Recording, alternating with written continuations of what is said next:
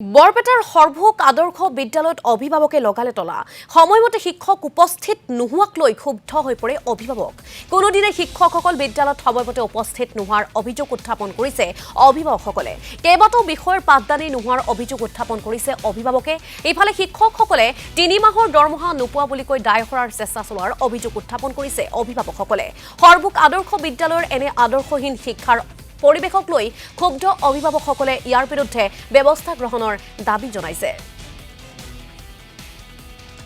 আদৰ্শ বিদ্যালয় এনেকুৱা হৈ আছে টাইমত টিচাৰ গিলা নাহে এতিয়া আমাৰ টাইমত যদি টিচাৰখিনি নাহে ক্লাছখিনি কেনেকৈ হ'ব ক্লাছত যায় ইটা ক্লাছ হোৱা নাই সিটা ক্লাছ হোৱা নাই কেতিয়াবা কয় আজি হিন্দী হোৱা নাই কালি ক'ব কি আমাৰ এছামিছো হোৱা নাই সেই দুটা ক্লাছটো নহয়ে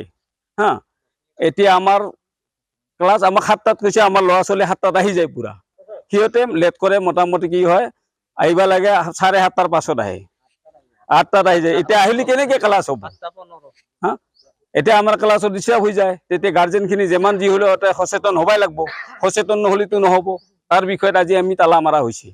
গেটত 2খন গেটতে এতিয়া প্ৰিন্সিপাল আহিয়ে কথাটো কল বোলে এনে আজিৰ পৰা এনে হ'ব নহয় আৰু যদি ভৱিষ্যত হয় ভৱিষ্যত আমি আৰু এটা বেলেগ ধৰণে তালা মাৰিম তেতিয়া এই গাৰ্জেন নহয় পুৰা মাতি দিম আদৰ্শ বিদ্যালয়